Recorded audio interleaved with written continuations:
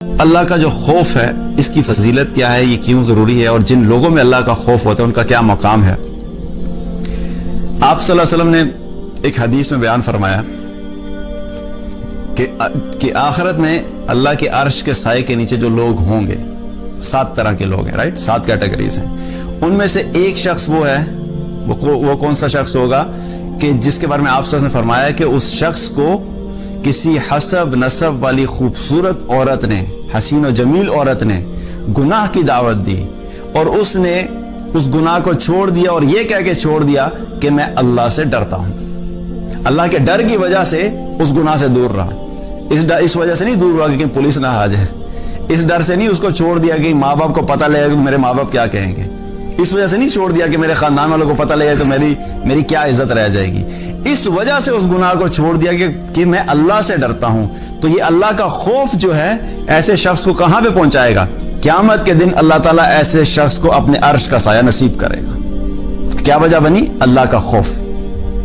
اسی طریقے سے انہی 7 لوگوں میں سے ایک اور کیٹیگری ہے کہ جس کے بارے میں آپ صلی اللہ علیہ وسلم نے فرمایا کہ جو شخص بھی اللہ کو اکیلے میں یاد کرے اور اللہ کو یاد کرنے کی وجہ سے اس کی آنکھوں سے آنسو جاری ہو جائیں تو ایسے شخص کو بھی اللہ تعالیٰ قیامت کے دن اپنے عرش کے سائے کے نیچے رکھے گا۔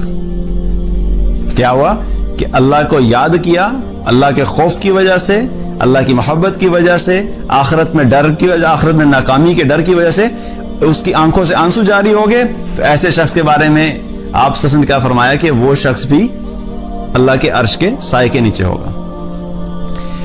اور ایک اور حدیث میں آتا ہے آپ صلی اللہ علیہ وسلم نے فرمایا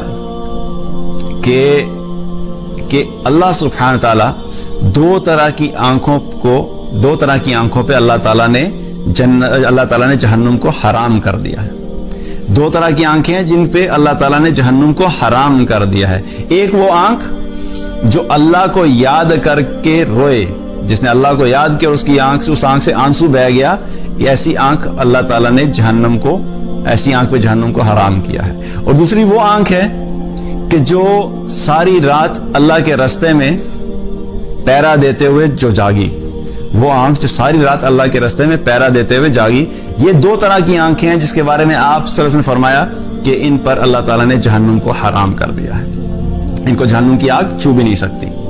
اور اسی طریقے سے ایک اور حدیث ہے، آپ صلی اللہ علیہ وسلم نے فرمایا، ترمذی کی روایت ہے، آپ صلی اللہ علیہ وسلم نے فرمایا کہ وہ شخص جو اللہ کو یاد کر کے رویا، ایسے شخص کا جہنم میں جانا ناممکن ہے، ایسے ہی جیسے کہ دودھ کا تھن میں واپس جانا ناممکن ہے۔ کہ ایسا شخص جس نے اللہ کو یاد کیا اور اللہ کو یاد کرنے میں سے رویا، اس شخص کا جہنم میں جانا ناممکن ہے، ایسے ہی جیسے کہ دودھ کا تھن میں واپس جانا ناممکن ہے۔ تو اللہ کو یاد کر کے جو رویا، اس کے بارے میں آپ صلی اللہ علیہ وسلم نے بہت سارے فضیلتیں بیان فرمائی، اور وہ اللہ کی رضا انشاءاللہ اس شخص کے لیے ہوگی جو اللہ کو یاد کر کے روتا ہے اور اللہ کی ڈر کی وجہ سے اپنی زندگی بسر کرتا ہے اور اللہ کی اطاعت میں اپنی زندگی بسر کرتا ہے۔ اور صحابہ میں یہ چیز بہت زیادہ تھی۔ صحابہ کے بارے میں اللہ تعالیٰ نے قرآن میں جو بار بار گارنٹیز دی کامیابی کی، رضی اللہ عنہم ورضوا عنہ، وہ ایک جگہ پہ نہیں صرف فرمایا قرآن میں، اللہ تعالیٰ نے قرآن میں بہت ساری جگہوں پہ فرمایا رضی اللہ عنہم ورضوا عنہ، رضی اللہ عنہم ورضوا عنہ۔ ایک جگہ پہ اللہ تعالیٰ نے کیا فرمایا؟ رضی اللہ عنہم ورضوا عنہ ذالک لمن خشی ربہ، کہ اللہ ان سے راضی ہوگا اور یہ اللہ سے راضی ہوگا۔ کس وجہ سے؟